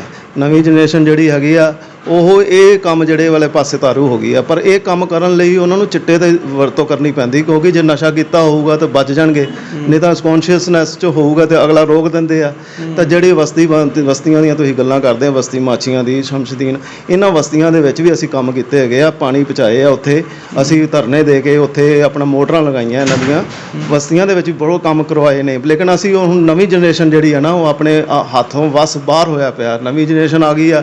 ਇਹਨਾਂ ਲੋਕਾਂ ਨੂੰ ਤੁਸੀਂ ਜੇਕਰ ਚਿੱਟਾ ਬੰਦ ਕਰਾਉਣਾ ਚਾਹੁੰਦੇ ਹੋ ਤਾਂ ਪੁਲਿਸ ਦੀ ਕਾਰਜ ਪ੍ਰਣਾਲੀ ਤੇ ਸ਼ੰਕਾ ਦੀ ਨਿਗਾਹ ਨਾਲ ਵੇਖਿਆ ਜਾਂਦਾ ਵਾ। ਇੱਕ ਪੁਲਿਸ ਦਾ ਜਿਹੜਾ ਇੰਸਪੈਕਟਰ ਹੈਗਾ ਵਾ ਉਹ ਆਪਦੀ ਜ਼ਿੰਮੇਵਾਰੀ ਨੂੰ ਪੱਲਾ ਝਾੜਦਾ ਤੇ ਪੁਲਿਸ ਕੰਮ ਹੁੰਦਾ ਵਾ। ਪ੍ਰਸ਼ਾਸਨਿਕ ਅਧਿਕਾਰੀ ਐਸਡੀਐਮ ਸਾਹਿਬ ਤਾਂ ਉੱਥੇ ਬੈਠੇ ਆ 7 ਕਿਲੋਮੀਟਰ ਬਾਹਰ, ਉਹ ਇੱਥੇ ਸ਼ਹਿਰ ਦੇ ਅੰਦਰ ਆਉਣ ਤਾਂ ਸਾਡੀਆਂ ਸੰਸਥਾਵਾਂ ਉਹਨਾਂ ਨਾਲ ਜੁੜਨ ਤੇ ਉਹਨਾਂ ਨੂੰ ਮਿਲਣਗੀਆਂ। ਹੁਣ TN ਪਾਸੀ ਸਾਹਿਬ ਇੱਥੇ ਰਹੇ ਆ, ਅਵਤਾਰ ਸਿੰਘ ਜੀ, ਅਵਤਾਰ ਚੰਦ ਜੀ ਰਹੇ ਆ, ਮੈਡਮ ਅਲਕਨੰਦਾ IAS ਆਫਿਸਰ ਇੱਥੇ ਰਹੇ ਆ, ਸਾਡੇ ਨਾਲ ਮਿਲ ਕੇ ਉਹ ਚੱਲਦੇ ਸੀਗੇ। ਅਸੀਂ ਲੋਕ ਇਹਨਾਂ ਨੂੰ ਕਰਦੇ ਸੀ, ਕੰਟਰੋਲ 'ਚ ਸੀ ਸ਼ਹਿਰ, ਲੇਕਿਨ ਇਸ ਤੋਂ ਬਾਅਦ ਕੰਟਰੋਲ ਆਊਟ ਆਫ ਕੰਟਰੋਲ ਹੋ ਗਿਆ ਜਦੋਂ ਐਸਡੀਐਮ ਸਾਹਿਬ ਚਲੇ ਗਏ ਬਾਹਰ 7 ਕਿਲੋਮੀਟਰ। ਅਸੀਂ ਹੁਣ ਜਾਵਾਂਗੇ ਉੱਥੇ ਜਾ ਕੇ ਉਹਨਾਂ ਨੂੰ ਕਹਿੰਦੇ ਐਸਡੀਐਮ ਸਾਹਿਬ ਤਾਂ ਅੱਜ ਆਏ ਨਹੀਂ। ਉਸ ਤੋਂ ਬਾਅਦ ਜੇ ਅਸੀਂ 8 ਕਿਲੋਮੀਟਰ ਫੇਰ ਵਾਪਸ ਆਵਾਂਗੇ ਤਾਂ ਸਾਡੀ ਜਿਹੜੀ ਅੰਦਰਲੀ ਜਿਹੜੀ ਆਤਮਾ ਨਾ ਫਿਰ ਇਜਾਜ਼ਤ ਨਹੀਂ ਦਿੰਦੀ ਕਿ ਅਸੀਂ ਐਵੇਂ ਲੱਤਾਂ ਆਪਦੀਆਂ ਤੋੜਾਈਏ। ਤਾਂ ਜੇ ਇਹ ਕਰਨਾ ਚਾਹੁੰਦੇ ਆ ਨਾ ਐਸਡੀਐਮ ਸਾਹਿਬ ਨੂੰ ਇੱਥੇ ਲੈ ਕੇ ਆਉਣ, ਜੇ ਇਹ ਕਰਨਾ ਚਾਹੁੰਦੇ ਆ ਨਾ ਪੁਲਿਸ ਅਧਿਕਾਰੀਆਂ ਨੂੰ ਥੋੜਾ ਚਕੰਨਾ ਕਰਨ, ਇੰਸਪੈਕਟਰਾਂ ਨੂੰ ਇਹ ਨਾ ਕਹਿਣ ਕਿ ਮੂੰਹ ਚੱਕ ਕੇ ਖੜੇ ਰਹੋ, ਕੰਮ ਕਰਕੇ ਦਿਖਾਓ, ਤਾਂ ਇਹ ਨਸ਼ਾ ਜਿਹੜਾ ਹੈ ਬੰਦ ਹੋਊਗਾ। ਜਦੋਂ ਸਖਤੀ ਨਹੀਂ ਹੈਗੀ, ਜਦੋਂ ਲੀਡਰ ਤਾਂ ਕਹਿ ਰਹੇ ਅਸੀਂ ਨਸ਼ਾ ਬੰਦ ਕਰਾਂਗੇ, ਪੁਲਿਸ ਅਧਿਕਾਰੀ ਜਿਹੜੇ ਪੁਲਿਸ ਕਰਮਚਾਰੀ ਆ ਉਹ ਖੜੇ ਆ ਚੌਂਕਾਂ 'ਚ ਖੜੇ, ਸਭ ਕੁਝ ਪਤਾ ਉਹਨਾਂ ਨੂੰ, ਜਦੋਂ ਉਹ ਕੰਮ ਹੀ ਨਹੀਂ ਕਰਕੇ ਰਾਜੀ ਤੇ ਫਿਰ ਇਸ ਕਰਕੇ ਇਹਨਾਂ ਨੂੰ ਜਗਾਉਣਾ ਪਊਗਾ। ਇਹ ਤਾਂ ਜਾ ਸਕਦੇ ਜਦੋਂ ਇੱਕ ਮੀਟਿੰਗ ਹੋਊਗੀ ਪ੍ਰਸ਼ਾਸਨਿਕ ਅਧਿਕਾਰੀਆਂ ਦੀ ਸਾਡੇ NGOs ਨਾਲ। ਮੀਟਿੰਗ ਕਿਵੇਂ ਹੋਊਗੀ? ਐਸਡੀਐਮ ਸਾਹਿਬ ਮੀਟਿੰਗ ਕਰਨਗੇ ਤਾਂ ਹੀ ਆ। ਉਹ ਤਾਂ 7 ਕਿਲੋਮੀਟਰ ਆਪਦਾ ਚਲੇ ਜਾਂਦੇ ਆਪਦਾ ਬਾਹਰੋਂ ਬਾਹਰੀ ਗੱਡੀ ਤੇ, ਇੱਥੇ ਆਉਣ, ਉਹ ਸਾਡੀਆਂ ਸੰਸਥਾਵਾਂ ਨੂੰ ਮਿਲਣ, ਸਾਡੇ ਨਾਲ ਇੰਟਰਵਿਊ ਕਰਨ, ਸਾਨੂੰ ਮਿਲਣ, ਅਸੀਂ ਤੁਹਾਨੂੰ ਦੱਸਾਂਗੇ, ਅਸੀਂ ਵੀ ਨਾਲ ਜੁੜਾਂਗੇ, ਨਾਲ ਜਾ ਕੇ ਹੋ ਸਕਦਾ। ਤੁਹਾਡੇ ਕਹਿਣ ਦਾ ਮਤਲਬ ਕਿ ਜਿਹੜੇ ਕੁਝ ਸਮਾਜ ਵਾਸਤੇ ਸੱਚੀ ਸੋਚ ਰਹੇ ਲੋਕ ਉਹਨਾਂ ਦੇ ਨਾਲ ਤੇ ਪ੍ਰਸ਼ਾਸਨ ਤੇ ਲੀਡਰਾਂ ਦਾ ਜਿਹੜਾ ਤਾਲਮੇਲ ਜ਼ਰੂਰੀ ਆ। ਹਾਂ, ਉਹ ਤਾਲਮੇਲ ਟੁੱਟ ਗਿਆ ਜਦੋਂ ਦਾ ਐਸਡੀਐਮ ਕੋਰਟ ਬਾਹਰ ਚਲ ਗਈ ਆ, ਇੱਥੇ ਜੀਰੇ ਦੀ ਤਾਲਮੇਲ ਕਾਫੀ ਟੁੱਟ ਗਿਆ। ਅੱਗੇ ਜਾ ਕੇ ਅਸੀਂ ਚਲੇ ਜਾਂਦੇ ਸੀ ਐਸਡੀਐਮ ਸਾਹਿਬ ਕੋਲ, ਦੱਸਿਆ ਸੀ ਸਾਰਾ ਆਹ ਕੁਛ ਇੱਥੇ ਗਲਤ ਹੋ ਰਿਹਾ, ਬਲੈਕਮੇਲਿੰਗ ਹੋ ਰਹੀ ਹੈ, ਇੱਥੇ ਸਾਰਾ ਕੁਝ ਹੋ ਰਿਹਾ, ਆਹ ਕੁਝ ਹੋ ਰਿਹਾ। ਉਹ ਐਸਡੀਐਮ ਸਾਹਿਬ ਅੱਗੇ ਗੱਲ ਸੁਣਦੇ ਸੀਗੇ। ਹੁਣ ਜਾਣਾ ਸਾਡਾ ਟੁੱਟ ਗਿਆ ਆਪਸ ਵਿੱਚ, NGOs ਦਾ ਤਾਂ ਡਿਸਪਰਾਈਡ ਹੋ ਗਿਆ ਉੱਥੋਂ, ਉਹ ਤਾਂ ਬਹੁਤ ਦੂਰ ਚਲੇ ਗਿਆ। ਇਸ ਕਰਕੇ ਇਹ ਜਿਹੜੀਆਂ ਸਮੱਸਿਆ ਤਾਂ ਹੱਲ ਹੋ ਸਕਦੀਆਂ ਜੇ ਸਾਡੀ ਆਮ ਪਾਰਟੀ ਵੀ ਦੇ ਨੁਮਾਇੰਦੇ ਮਿਲ ਕੇ, ਸਾਡੀਆਂ ਸਮਾਜਿਕ ਸੰਸਥਾਵਾਂ ਨਾਲ ਮਿਲ ਕੇ, ਸਾਡੇ ਪੁਲਿਸ ਅਧਿਕਾਰੀਆਂ ਨੂੰ ਇੰਟਰਵਿਊ ਕਰਨ ਜਾਂ SP ਲੈਵਲ ਦੇ ਬੰਦੇ ਇੱਥੇ ਆਉਣ, ਉਹ ਸਾਡੀਆਂ ਗੱਲਾਂ ਸੁਣਨ, ਸ਼ਹਿਰ ਦੇ ਵਿੱਚ ਕਿਵੇਂ ਤੁਸੀਂ ਹੱਲ ਕਰ ਸਕਦੇ ਆ, ਅਸੀਂ ਤੁਹਾਨੂੰ ਦੱਸਦੇ ਹਾਂ। ਕਿਉਂਕਿ ਜਿਹੜੇ ਇੰਸਪੈਕਟਰ ਹੁੰਦੇ ਆ ਇਹ ਤਾਂ ਬਾਹਰੋਂ ਹੁੰਦੇ ਆ, ਇਹਨਾਂ ਨੂੰ ਤਾਂ ਪਤਾ ਹੀ ਨਹੀਂ ਹੁੰਦਾ, ਲੇਕਿਨ ਇਹਨਾਂ ਨੂੰ ਇਹਨਾਂ ਨੂੰ ਜਗਾਉਣਾ ਪਊਗਾ। ਇਹ ਤਾਂ ਕਰਕੇ ਜਾ ਕੇ ਹੱਲ ਹੋਣਾ ਵਾ, ਕੱਲੀਆਂ ਤਨਖਾਹਾਂ ਲੈ ਕੇ ਨਹੀਂ ਗੁਜ਼ਾਰਾ ਹੋਣਾ, ਤਾਂ ਹੀ ਆਮ ਪਾਰਟੀ ਜਿਹੜੀ ਸੁਚਾਰੂ ਰੂਪ ਚੱਲ ਸਕਦੀ, ਅਦਰਵਾਈਜ਼ ਕੋਈ ਚਾਰਾ ਨਹੀਂ ਲੱਗਦਾ। ਅਨੁਲ ਸਾਹਿਬ, ਅਖੀਰ ਦੇ ਉੱਤੇ ਕਿਉਂਕਿ ਸਾਡੇ ਨਾਲ ਜੀਰੇ ਹਲਕੇ ਦੇ ਬਹੁਤ ਜ਼ਿਆਦਾ NRI ਜਿਹੜੇ ਉਹ ਜੁੜੇ ਹੋਏ ਨੇ, ਜਿਹੜੇ ਕਿ ਵੱਖ-ਵੱਖ ਵਿਦੇਸ਼ਾਂ ਦੀ ਧਰਤੀਆਂ ਦੇ ਉੱਤੇ ਰਹਿੰਦੇ ਨੇ, ਉਹਨਾਂ ਨੇ ਤੁਹਾਨੂੰ ਸੁਣਨਾ, ਜੀਰੇ ਹਲਕੇ ਦੇ ਲੋਕਾਂ ਨੇ ਸੁਣਨਾ। ਜੀਰੇ ਹਲਕੇ ਦੇ 60,000 ਲੋਕ ਸਾਡੇ ਨਾਲ ਜੁੜੇ ਹੋਏ ਨੇ, ਕਈ ਲੱਖਾਂ ਲੋਕ ਜਿਹੜੇ ਆ ਉੱਦਾਂ ਵੀ ਸਾਡੇ ਨਾਲ ਜਿਹੜੇ ਜੁੜੇ ਹੋਏ ਨੇ, ਉਹਨਾਂ ਸਾਰਿਆਂ ਨੂੰ ਤੁਹਾਨੂੰ ਸੁਣਨਾ। ਕੀ ਬੇਨਤੀ ਕੀ ਕਰਦੇ ਹੋ, ਕੀ ਸਲਾਹ ਕੀ ਦਿੰਦੇ ਹੋ ਜਿਹਦੇ ਨਾਲ ਕਿ ਜਿਹੜੀ ਮੌਜੂਦਾ ਸਰਕਾਰ ਆ ਉਹ ਵੀ ਕੋਈ ਲੋਕਾਂ ਦੇ ਵਾਸਤੇ ਕੋਈ ਵਧੀਆ ਕੰਮ ਕਰ ਸਕੇ ਤੇ ਜਿਹੜੇ ਲੋਕ ਉਹ ਸੁਖੀ ਹੋ ਸਕਣ? ਕਿਉਂਕਿ ਬੜੀਆਂ ਪ੍ਰੋਬਲਮਾਂ ਨੇ, ਬੇਰੁਜ਼ਗਾਰੀ ਹੈਗੀ ਆ, ਜਿਵੇਂ ਚਿੱਟੇ ਦੀ ਆਪਾਂ ਗੱਲ ਕਰ ਲਈ ਆ, ਬਹੁਤ ਹੀ ਜੇਕਰ ਸਿਹਤ ਵਿਭਾਗ ਦੇ ਵਿੱਚ ਦੇਖ ਲਓ, ਸਿੱਖਿਆ ਵਿਭਾਗ ਦੇ ਵਿੱਚ ਦੇਖ ਲਓ, ਹਰ ਕਿਤੇ ਹੀ ਕਮੀਆਂ ਨੇ। ਕੀ ਬੇਨਤੀ ਕਰਦੇ ਹੋ ਆਪਣੇ ਤਜਰਬੇ ਦੇ ਆਧਾਰ ਤੇ? ਲੰਮਾ ਸਮਾਂ ਤੁਸੀਂ ਪੱਤਰਕਾਰੀ ਕੀਤੀ ਹੈ, ਪੱਤਰਕਾਰੀ ਬਹੁਤ ਕੁਝ ਸਿਖਾਉਂਦੀ ਆ ਜਦੋਂ ਆਪਾਂ ਜਾਈਦਾ ਆਫਿਸਰਾਂ ਨੂੰ ਮਿਲੀਦਾ ਵਾ, ਜਨਤਾ ਨੂੰ ਮਿਲੀਦਾ, ਕਿਉਂਕਿ ਆਫਿਸਰ ਤੇ ਇਕੱਲੇ ਇੱਕ ਜਗ੍ਹਾ ਤੇ ਹੁੰਦੇ, ਆਪਾਂ ਸਾਰਿਆਂ ਨੂੰ ਮਿਲਣਾ। ਪੱਤਰਕਾਰ ਨੇ ਜਨਤਾ ਨੂੰ ਵੀ ਮਿਲਣਾ, ਆਫਿਸਰ ਨੂੰ ਵੀ ਮਿਲਣਾ, ਕਿ ਇਸ ਕਰਕੇ ਪੱਤਰਕਾਰ ਕੋਲ ਜ਼ਿਆਦਾ ਜਾਣਕਾਰੀ ਹੁੰਦੀ ਆ। ਕੀ ਅਖੀਰ ਦੇ ਉੱਤੇ ਬੇਨਤੀ ਕਰਦੇ ਹੋ ਜਿਹਦੇ ਨਾਲ ਆਮ ਆਦਮੀ ਪਾਰਟੀ ਜਿਹੜੀ ਆ ਉਹ ਸੁਚਾਰੂ ਢੰਗ ਦੇ ਨਾਲ ਆਪਣੀ ਜਿਹੜੀ ਸਰਕਾਰ ਚਲਾ ਸਕੇ ਤੇ ਲੋਕਾਂ ਨੂੰ ਜਿਹੜਾ ਕੋਈ ਫਾਇਦਾ ਮਿਲ ਸਕੇ? ਸਾਡੀਆਂ ਜਿਹੜੀਆਂ ਸੰਸਥਾਵਾਂ ਹੈਗੀਆਂ ਵਾ, ਇਹ NGOs ਜਿਹੜੀਆਂ ਹੈਗੀਆਂ ਸਾਡੇ ਚੰਦ ਸਿੰਘ ਗਿੱਲ ਨਾਲ ਹੀ ਜੁੜੀਆਂ ਰਹੀਆਂ ਵਾ। ਉਹ ਵੀ ਪ੍ਰੈਜ਼ੀਡੈਂਟ ਰਹੇ ਇੱਥੋਂ ਦੇ, ਉਹ ਬੜੀਆਂ ਉਹਨਾਂ ਦੀਆਂ ਭਾਵਨਾਵਾਂ ਅੱਛੀਆਂ ਨੇ, ਅੱਛੇ ਇਨਸਾਨ ਨੇ ਉਹ। ਔਰ ਉਹ ਵੀ ਉਹ ਮਤਲਬ ਚਿੱਟਾ ਜਿਹੜਾ ਬੰਦ ਕਰਾਉਣਾ ਚਾਹੁੰਦੇ ਆ ਸ਼ਹਿਰ ਦੇ ਵਿੱਚ, ਬੇਰੁਜ਼ਗਾਰੀ ਦੂਰ ਕਰਨੇ। ਪਿਛਲੀ ਸਰਕਾਰ ਨੇ ਇੱਕ ਵੀ ਬੰਦੇ ਨੂੰ ਰੋਜ਼ਗਾਰ ਨਹੀਂ ਇੱਥੇ ਦਿੱਤਾ। ਨੇ ਜੋ ਚਲਾਉਂਦੇ ਤਾਂ ਸ਼ੂਗਰ ਮਿਲ ਚਲਵਾ ਦਿੰਦੇ, ਮਖੂ ਦੇ ਵਿੱਚ ਕੋਈ ਪ੍ਰੋਜੈਕਟ ਲਾ ਦਿੰਦੇ ਕਿ ਇੱਥੇ 2-4 ਕਰੋੜ ਰੁਪਈਆ 5 ਕਰੋੜ ਰੁਪਈਆ ਲਾ ਕੇ ਕੋਈ ਘੜੀਆਂ ਦੇ ਇੱਥੇ ਬਿਜ਼ਨਸ ਕਰਾ ਦਿੰਦੇ। ਕੋਈ 400-500 ਲੇਡੀਜ਼ ਘੜੀਆਂ ਹੀ ਬਣਾਉਣ ਲੱਗ ਪੈਂਦੀਆਂ ਤੇ ਉਹਨਾਂ ਨੂੰ ਰੋਜ਼ਗਾਰ ਮਿਲਦਾ ਤੇ ਉਹਨਾਂ ਨੇ ਬੱਲੇ ਬੱਲੇ ਕਰਨੀ ਸੀਗੀ। ਤਾਂ ਉਹ ਜਿਹੜੀਆਂ ਚੀਜ਼ਾਂ ਨਹੀਂ ਹੈਗੀਆਂ ਹੁਣ ਹੈਗੀ ਆਮ ਪਾਰਟੀ ਦੀ ਸਰਕਾਰ। ਹੁਣ ਆਮ ਪਾਰਟੀ ਦੀ ਸਰਕਾਰ ਦੇ ਵਿੱਚ ਹਰ ਇੱਕ ਵਿਅਕਤੀ ਆ, ਜਿਵੇਂ ਪੁਲਿਸ ਹੈ, ਵਿਭਾਗ ਹੈ, ਇੱਥੇ ਆਪਣਾ ਪ੍ਰੈਸ ਰਿਪੋਰਟਰ ਹੈ, ਬੀਇੰਗ ਪ੍ਰੈਸ ਰਿਪੋਰਟਰ, ਸਹੀ ਕੱਲੀਆਂ ਖਬਰਾਂ ਛਾਪ ਕੇ ਕੁਝ ਨਹੀਂ ਕਰ ਸਕਦੇ ਹੈਗੇ। ਅਸੀਂ ਮੀਟਿੰਗਾਂ ਕਰਕੇ ਹੀ ਸਾਰਾ ਕੁਝ ਕਰ ਸਕਦੇ ਹਾਂ। ਅਸੀਂ ਹੁਣ ਚੰਦ ਸਿੰਘ ਗਿੱਲ ਜੀ ਨੂੰ ਉਹਨਾਂ ਨੂੰ ਰਿਕੁਐਸਟ ਕਰਦੇ ਹਾਂ, ਕਟਾਰੀਆ ਜੀ ਨੂੰ ਵੀ ਰਿਕੁਐਸਟ ਕਰਦੇ ਹਾਂ ਕਿ ਉਹ ਜਿਹੜੀਆਂ ਚੀਜ਼ਾਂ ਸੀ, ਤੁਸੀਂ ਵੀ MLA ਰਹੇ ਆ, ਹੁਣ ਪਿਛਲੀਆਂ ਗੱਲਾਂ ਭੁੱਲ ਜਾਵੋ। ਇਹ ਜਿਹੜੀ ਸਰਕਾਰ ਹੈ ਇਹ ਪਬਲਿਕ ਦੀ ਸਰਕਾਰ ਹੈ। ਤੁਸੀਂ ਜਾਂ ਤਾਂ ਪਿੱਛੇ ਹਟ ਜਾਓ, ਫਿਰ ਪਬਲਿਕ ਦੇ ਵੱਸ 'ਚ ਕਰ ਦਿਓ ਸਾਰਾ ਕੁਝ, ਫਿਰ ਵੇਖੋ ਇੱਥੇ ਕਿਉਂ ਨਹੀਂ ਹੁੰਦਾ ਚਿੱਟਾ ਬੰਦ। ਪਰ ਜਦੋਂ ਤੁਸੀਂ ਅੱਗੇ ਜਾ ਕੇ ਉਹਨਾਂ ਨੂੰ ਰਿਸਪੌਂਸ ਦੇਵੋਗੇ ਤਾਂ ਉਹ ਬੰਦ ਕਰ ਦਿਓ। ਉਸ ਤੋਂ ਬਾਅਦ ਜਿਹੜੇ ਪੁਲਿਸ ਅਧਿਕਾਰੀ ਆ ਉਹਨਾਂ ਨੂੰ ਰਿਸਪੌਂਸ ਦੇਣਾ ਬੰਦ ਕਰ ਦਿਓ, ਆਪਦੇ ਸੈਲਫ ਜਿਹੜੇ ਕੰਮ ਹੈ ਉਹ ਬੰਦ ਕਰ ਦਿਓ ਤੇ ਵੇਖੋ ਕਿਵੇਂ ਇੱਕ ਟਰਾਂਸਪੇਰੈਂਸੀ ਦਿਓ ਲੋਕਾਂ ਨੂੰ। ਪਾਰਦਰਸ਼ਤਾ ਹੋਣੀ ਚਾਹੀਦੀ ਆ ਕਿ ਮੈਂ ਹੁਣ ਜਿਵੇਂ ਕਟਾਰੀਆ ਸਾਹਿਬ ਹੈ, ਇਹ ਆਏ ਦਿਨ ਹਰ ਹਫ਼ਤੇ ਆਪਦੀ ਰਿਪੋਰਟ ਦੇਣ ਕਿ ਲੈ ਵੀ ਮੈਂ ਆਹ ਕੁਝ ਕਰਵਾਇਆ, ਮੈਂ ਆਹ ਕੁਝ ਕਹੇਗਾ। ਸਕੂਲਾਂ ਦੇ ਵਿੱਚ, ਕਾਲਜਾਂ ਦੇ ਵਿੱਚ, ਬੱਚਿਆਂ ਦੇ ਕਲਾਸਾਂ ਦੇ ਵਿੱਚ ਜਾ ਕੇ ਤੁਸੀਂ ਪੁੱਛਦੇ ਹੋ ਕਿ ਬੱਚਿਆਂ ਨੂੰ ਵਰਦੀਆਂ ਤੁਸੀਂ ਕਿਉਂ ਨਹੀਂ ਪਾ ਕੇ ਆਉਂਦੇ। ਠੀਕ ਆ, ਅੱਛੀ ਗੱਲ ਆ, ਔਰ ਇੱਕ ਨਵੀਂ ਸ਼ੁਰੂਆਤ ਹੈ, ਲੇਕਿਨ ਥੋੜ੍ਹਾ ਟੈਕਨੀਕਲ ਵੇ ਨਾਲ ਸਕੂਲਾਂ ਕਾਲਜਾਂ 'ਚ ਜਾਇਆ ਕਰੋ, ਉੱਥੇ ਵੇਖ ਕੇ ਆਇਆ ਕਰੋ ਕਿ ਇੰਪਲਾਇਮੈਂਟ ਲਈ ਤੁਸੀਂ ਕੀ ਕਰਵਾਉਂਦੇ ਆ, ਹੱਥੀਂ ਕੰਮ ਕਰਾਉਣ ਲਈ ਤੁਸੀਂ ਕੀ ਕਰਾਉਂਦੇ ਆ। ਤੁਹਾਡਾ ਇੱਕ ਕੈਰੀਅਰ ਕਾਉਂਸਲਿੰਗ ਵਿਭਾਗ ਹੁੰਦਾ ਵਾ, ਦੱਸੋ ਕਿੱਥੇ ਤੁਸੀਂ ਬਾਕਸ ਬਣਾਇਆ? ਤੁਸੀਂ ਜਿਹੜੇ ਬੱਚਿਆਂ ਨੂੰ ਆਰਮੀ, ਏਅਰ ਫੋਰਸ, ਨੇਵੀ ਵਾਸਤੇ ਕੀ ਟ੍ਰੇਨਿੰਗ ਦਿੰਦੇ ਹੋ? ਤਾਂ ਇਹ ਜਿਹੜੀ ਸੁਸਤ ਕਾਰਜ ਪ੍ਰਣਾਲੀ ਹੈ ਨਾ ਸਿੱਖਿਆ ਵਿਭਾਗ ਦੀ, ਸਿੱਖਿਆ ਦੀਆਂ ਸਕੂਲਾਂ ਦੀਆਂ, ਤੇ ਇਹ ਆਪਣੇ ਆਪ ਹੀ ਹੋਊਗੇ। ਤੁਸੀਂ ਇਹੋ ਜਿਹੀ ਚੀਜ਼ਾਂ ਪੁੱਛੋ ਬਜਾਏ ਬੱਚਿਆਂ ਨੂੰ ਪੁੱਛਣ ਦੇ ਕਿ ਤੁਹਾਡੀ ਵਰਦੀ ਪਾਈ ਕਿ ਨਹੀਂ ਪਾਈ। ਉਹਦੇ ਅਸੀਂ ਕਹਿੰਦੇ ਅੱਛਾ ਕੰਮ ਕਰ ਰਹੇ ਹਾਂ, ਲੇਕਿਨ ਥੋੜਾ ਟੈਕਨੀਕਲ ਬਣੋ, ਕਿਉਂਕਿ MLA ਜਿਹੜਾ ਹੁੰਦਾ ਨਾ, ਜੇ ਟੈਕਨੀਕਲ ਹੋਏਗਾ, ਟੈਕਨੀਕਲ ਵੇ ਨਾਲ ਸੋਲੂਸ਼ਨਸ ਹੈਗੇ ਨੇ।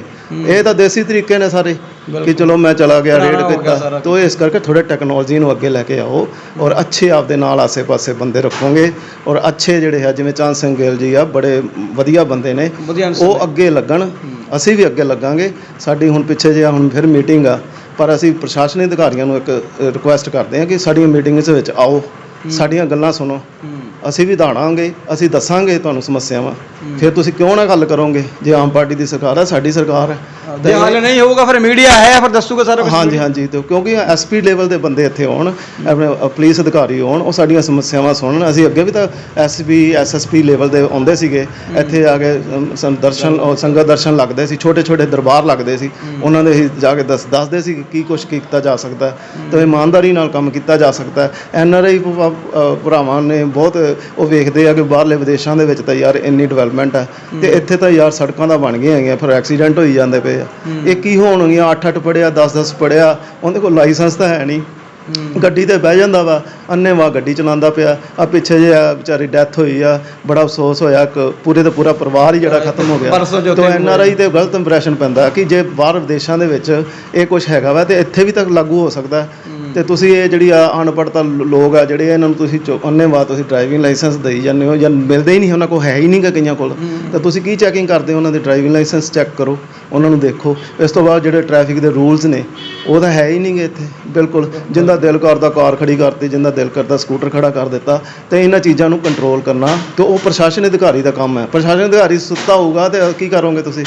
ਜੇ ਪ੍ਰਸ਼ਾਸਨ ਅਧਿਕਾਰੀ ਐਕਟਿਵ ਹੋਏਗਾ, ਇਮਾਨਦਾਰ ਜਿਹੜੇ ਆ ਲੋਕ, ਲਾਬੀ ਜਿਹੜੀ ਹੈ ਇੱਥੇ ਜੀਰੇ 'ਚ ਹਾਵੀ ਹੋਊਗੀ, SDM ਇਮਾਨਦਾਰ ਹੋਏਗਾ, DSP ਲੈਵਲ ਦਾ ਬੰਦਾ ਇਮਾਨਦਾਰ ਆਊਗਾ, ਤਾਂ ਆਪਣੇ ਆਪ ਹੀ ਉਹ ਸਾਨੂੰ ਅਪਰੋਚ ਕਰੇਗਾ ਕਿ ਤੁਸੀਂ ਸੰਸਥਾਵਾਂ ਵਾਲੇ ਆਓ, ਸਾਡੇ ਨਾਲ ਮਿਲ ਜੁਲ ਕੇ ਆਪਾਂ ਚਲਾਵਾਂਗੇ ਤਾਂ ਸੋਹਣਾ ਚੱਲੂਗਾ ਕੰਮ, ਮਾੜਾ ਨਹੀਂ। ਬਾਕੀ ਬੇਰੁਜ਼ਗਾਰੀ ਦੂਰ ਹੋਣੀ ਚਾਹੀਦੀ ਆ। ਆਪਣੇ ਆਪ ਹੀ ਨਸ਼ਾ ਜਿਹੜਾ ਹੈ ਉਹ ਖਤਮ ਹੋਊਗਾ। ਔਰ ਪੜ੍ਹਾਈਆਂ ਜਿਹੜੀ ਐਜੂਕੇਸ਼ਨ ਹੈ ਜਿਹੜੀ ਇਹਦਾ ਸਿਸਟਮ ਚੇਂਜ ਹੋਣਾ ਚਾਹੀਦਾ ਹੈ। ਉਹ ਤੇ ਉੱਥੇ ਪ੍ਰਣਾਲੀ ਜੇ ਚਲਾਉਣੀ ਹੈ ਤੇ ਫਿਰ ਪ੍ਰਣਾਲਾ ਉੱਥੇ ਤੇ ਉੱਥੇ ਹੀ ਰਹਿਣਾ। ਫ੍ਰੀ ਪੜ੍ਹਾਈ ਨਾਲੋਂ ਵਧੀਆ ਪੜ੍ਹਾਈ ਦਿੱਤੀ ਉਹ ਜਾਵੇ। ਸਕਿੱਲ ਡਿਵੈਲਪਮੈਂਟ ਹੋਣੀ ਚਾਹੀਦੀ ਆ, ਉੱਥੇ ਹੱਥੀਂ ਕੰਮ ਕਰਨਾ ਸਿਖਾਉਣਾ ਚਾਹੀਦਾ।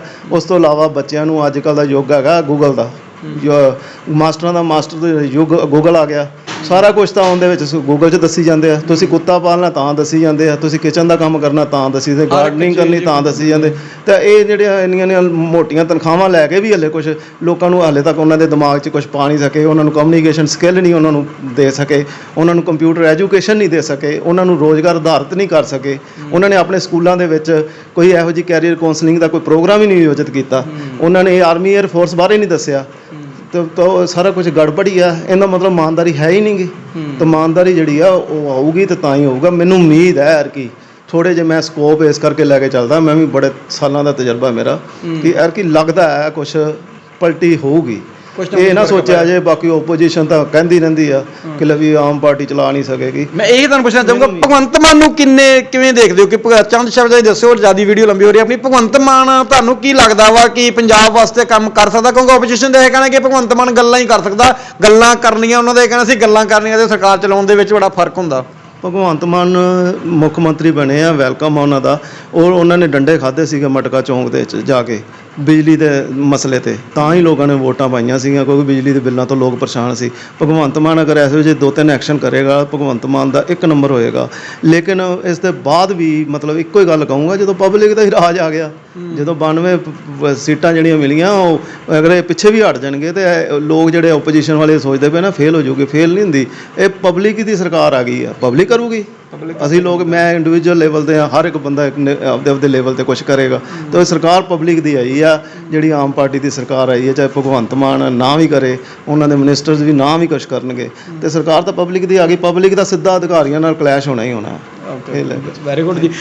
ਇਹ ਸਨ ਨਰੂਲਾ ਜੀ, ਬਹੁਤ ਵਧੀਆ ਗੱਲਬਾਤ ਕੀਤੀ ਇਹਨਾਂ ਨੇ, ਬਹੁਤ ਵਧੀਆ ਤਰੀਕੇ ਨਾਲ ਦੱਸੀਆਂ ਜਿੰਨੀਆਂ ਵੀ ਗੱਲਾਂ ਬਾਤਾਂ ਸਨ ਕਿ ਜੇਕਰ ਆਮ ਆਦਮੀ ਪਾਰਟੀ ਆ ਉਹਨੂੰ ਕੰਮ ਕਰਨਾ ਚਾਹੀਦਾ। ਪਹਿਲੇ ਗੱਲ, ਉਹਨਾਂ ਨੂੰ ਜਿਹੜੇ ਵਿਧਾਇਕ ਚੁਣੇ ਨੇ, ਤਨਖਾਹਾਂ ਉਹਨਾਂ ਨੂੰ ਮਿਲਦੀਆਂ ਨੇ ਕੰਮ ਕਰਦੀਆਂ, ਉਹਨਾਂ ਨੂੰ ਕੰਮ ਕਰਨਾ ਚਾਹੀਦਾ। ਜੇਕਰ ਫਿਰ ਵੀ ਕੰਮ ਨਹੀਂ ਕਰਨਗੇ ਤਾਂ ਜਨਤਾ ਖੁਦ ਜਿਹੜਾ ਉਹ ਕੰਮ ਕਰੂਗੀ। ਤੇ ਹੋਰ ਵੀ ਜੋ ਇਹਨਾਂ ਨੇ ਜਿਹੜੀਆਂ ਸਕਿੱਲ ਡਿਵੈਲਪਮੈਂਟ ਨੂੰ ਲੈ ਕੇ ਜਾਂ ਐਜੂਕੇਸ਼ਨ ਨੂੰ ਲੈ ਕੇ ਜਿਹੜੀਆਂ ਗੱਲਾਂ ਕਹੀਆਂ ਨੇ, ਅਸੀਂ ਵੀ ਚਾਹੁੰਦੇ ਹਾਂ ਕਿ ਸਰਕਾਰ ਨੂੰ ਉਹ ਗੱਲਾਂ ਜਿਹੜੀਆਂ ਜ਼ਰੂਰ ਨੋਟ ਕਰਨਾ ਚਾਹੀਦੀਆਂ। ਸਾਡੇ ਵਿਧਾਇਕ ਜਿਹੜੇ ਮੌਜੂਦਾ ਵਿਧਾਇਕ ਨੇ ਸਾਡੇ ਨਰੇਸ਼ ਟਰੈਵਲ ਜੀ, ਅਸੀਂ ਵੀ ਬੇਨਤੀ ਕਰਦੇ ਉਹਨਾਂ ਨੂੰ ਕਿ ਜ਼ਰੂਰ ਇਹਨਾਂ ਗੱਲਾਂ ਵੱਲ ਧਿਆਨ ਦਿਓ। ਹੋਰ ਵੀ ਸਰਦਾਰ ਚੰਦ ਸਿੰਘ ਗਿੱਲ ਜੀ, ਇਹਨਾਂ ਗੱਲਾਂ ਵੱਲ ਧਿਆਨ ਦਿਓ ਤੇ ਇਹਨਾਂ ਗੱਲਾਂ ਨੂੰ ਉੱਪਰ ਸੀਨੀਅਰ ਜ਼ਿਕਰ ਪਹੁੰਚਾਓ। ਕਿੰਨੀ ਜਿਵੇਂ ਗੱਲ ਕੀਤੀ ਜਾ ਰਹੀ ਹੈ ਕਿ ਫ੍ਰੀ ਪੜ੍ਹਾਈ ਦੇਵਾਂਗੇ ਅਸੀਂ, ਵਧੀਆ ਫ੍ਰੀ ਪੜ੍ਹਾਈ ਦੇ ਨਾਲੋਂ ਵਧੀਆ ਪੜ੍ਹਾਈ ਦਿੱਤੀ ਜਾਵੇ, ਜਿਹਦੇ ਨਾਲ ਕਿ ਬੱਚਾ ਜਿਹੜਾ ਪੜ੍ਹ ਲਿਖ ਕੇ ਖੁਦ ਜਿਹੜਾ ਵਾ ਆਪਣੇ ਖੜਾ ਹੋ ਸਕੇ, ਨਾ ਕਿ ਉਹਨੂੰ ਕਿਸੇ ਹੋਰ ਦੇ ਮੂੰਹ ਵੱਲ ਵੇਖਣਾ ਪਵੇ, ਨਾ ਕਿ ਨੌਕਰੀਆਂ ਦੇ ਮੂੰਹ ਵੱਲ ਵੇਖਣਾ ਪਵੇ। ਇੱਕ ਮਿੰਟ ਮੈਂ ਗੱਲ ਹਾਂਜੀ ਸਰ। ਹੁਣ ਹਿਸਟਰੀ ਜਿਹੜੀ ਆ, ਬਾਬਰ ਕਦੋਂ ਆਇਆ, ਔਰੰਗਜ਼ੇਬ ਕਦੋਂ ਆਇਆ, ਅਹਿਮਦ ਸ਼ਾਹ ਅਬਦਾਲੀ ਕਦੋਂ ਆਇਆ, ਇਹਨਾਂ ਚੀਜ਼ਾਂ ਦੀ ਕੋਈ ਵੈਲਿਊ ਨਹੀਂ ਹੈਗੀ। ਤੁਸੀਂ ਬੱਚੇ ਨੂੰ এনवायरमेंट ਬਾਰੇ ਦੱਸੋ ਕਿ ਤੁਸੀਂ ਕੂੜਾ ਕਿੱਥੇ ਸਿੱਟਣਾ, ਆਪਦਾ ਪਾਣੀ ਤੁਸੀਂ ਕਿੱਦਾਂ ਬਚਾਉਣਾ। ਦੇਖੋ ਪਾਣੀ ਤਾਂ ਗੰਦਲੇ ਹੋ ਰਹੇ ਨਦੀਆਂ ਦੇ, ਦੇਖੋ ਤੁਸੀਂ ਕੂੜੇ ਜਗ੍ਹਾ ਜਗ੍ਹਾ ਤੇ ਫੈਂਕੇ ਜਾ ਰਹੇ ਆ। ਜਿਹੜੀ ਉਹ ਨਗਰ ਕੌਂਸਲ ਜਾਂ ਕਾਰਪੋਰੇਸ਼ਨਾਂ ਇਕੱਲੀਆਂ ਕੀ ਕਰਨਗੀਆਂ ਜਦੋਂ ਪਬਲਿਕ ਹੀ ਅਵੇਅਰ ਨਹੀਂ ਹੈਗੀ। ਤਾਂ ਇਹਨਾਂ ਚੀਜ਼ਾਂ ਦੀ ਜਿਹੜੀ ਹੈ ਐਜੂਕੇਸ਼ਨ ਹੋਣੀ ਚਾਹੀਦੀ ਹੈ, ਨਾ ਕਿ ਬਾਬਰ ਕਦੋਂ ਆਇਆ, ਹਮਾਯੂ ਕਦੋਂ ਆਇਆ। ਜੇ ਕਿਸੇ ਨੇ ਵੱਡਾ ਗਾਂਵ ਕੇ ਪੜ੍ਹਨੀ ਹੋਈ ਹਿਸਟਰੀ ਪੜ੍ਹ ਲਵੇ ਸ਼ੌਂਕ ਨਾਲ। ਹੋਰ ਉਹਨਾਂ ਦੇ ਜਿਹੜੇ এনवायरमेंटलिस्ट ਹੈਗੇ ਆ, ਉਹਨਾਂ ਦੇ ਬਾਰੇ, ਬਾਬਾ ਸੀਚੇਵਾਲ ਹੈ, ਇਹਨਾਂ ਬਾਰੇ ਕਿਤਾਬਾਂ ਹੋਣੀਆਂ ਚਾਹੀਦੀਆਂ। ਉਹਨਾਂ ਨੇ ਕੀ ਕੁਛ ਕਰਵਾਇਆ, ਲੋਕਾਂ ਨੂੰ ਜਾਗਰਤੀ ਆਏਗੀ। ਜੇ ਰਾਜਸਥਾਨ ਦੇ ਵਿੱਚ ਪਾਣੀ ਆ ਸਕਦਾ ਵਾ, ਉੱਥੇ ਰਤੀਲੇ ਇਲਾਕੇ 'ਚ, ਅਸੀਂ ਵੀ ਆਪਦੇ ਜਿਹੜੇ 17 ਸਾਲ ਪਾਣੀ ਬਚਿਆ ਵਾ ਅਸੀਂ ਬਚਾ ਸਕਦੇ ਹਾਂ।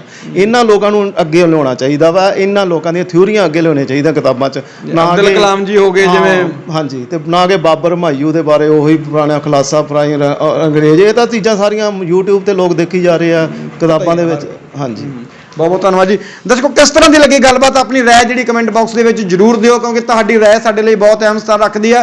ਜੇਕਰ ਨਰੂਲਾ ਜੀ ਦੀ ਗੱਲਬਾਤ ਨੂੰ ਲੈ ਕੇ ਕੋਈ ਸਵਾਲ ਨੇ ਤੁਹਾਡੇ ਦਿਮਾਗ ਦੇ ਵਿੱਚ, ਸਵਾਲ ਉਹ ਵੀ ਤੁਸੀਂ ਭੇਜ ਸਕਦੇ ਹੋ, ਕਿ ਤਾਂ ਕਿ ਦੁਬਾਰਾ ਜਦੋਂ ਫਿਰ ਤੁਹਾਡੇ ਰੂਬਰੂ ਇਹਨਾਂ ਨੂੰ ਕਰੀਏ ਤੇ ਉਹ ਸਵਾਲ ਇਹਨਾਂ ਨੂੰ ਅਸੀਂ ਉਹ ਪੁੱਛ ਸਕੀਏ। ਜੇ ਹੋਰ ਵੀ ਕੋਈ ਜਿਹੜੀ ਗੱਲਬਾਤ ਵਾ ਇਹਦੇ ਨਾਲ ਸੰਬੰਧਿਤ ਤੁਹਾਡੇ ਮਨ ਦੇ ਵਿੱਚ ਕੋਈ ਸਵਾਲ ਉਪਜਿਆ ਤਾਂ ਉਹ ਵੀ ਤੁਸੀਂ ਸਵਾਲ ਸਾਨੂੰ ਭੇਜ ਸਕਦੇ ਹੋ, ਤਾਂ ਕਿ ਅਸੀਂ ਜਦੋਂ ਜਿਹੜੇ ਵਿਧਾਇਕ ਨੇ ਜਾਂ ਹੋਰ ਜਿਹੜੇ ਆਗੂ ਨੇ ਉਹਨਾਂ ਨੂੰ ਮਿਲੀਏ ਤੇ ਉਹਨਾਂ ਦੇ ਨਾਲ ਉਹ ਸਵਾਲ ਕਰ ਸਕੀਏ। ਤਪਦਾ ਸੱਚ ਨਿਊਜ਼ ਰਿਪੋਰਟ ਨੇ ਕਮਲਜੀਤ ਸਿੰਘ ਮਰਖਾਨਾ।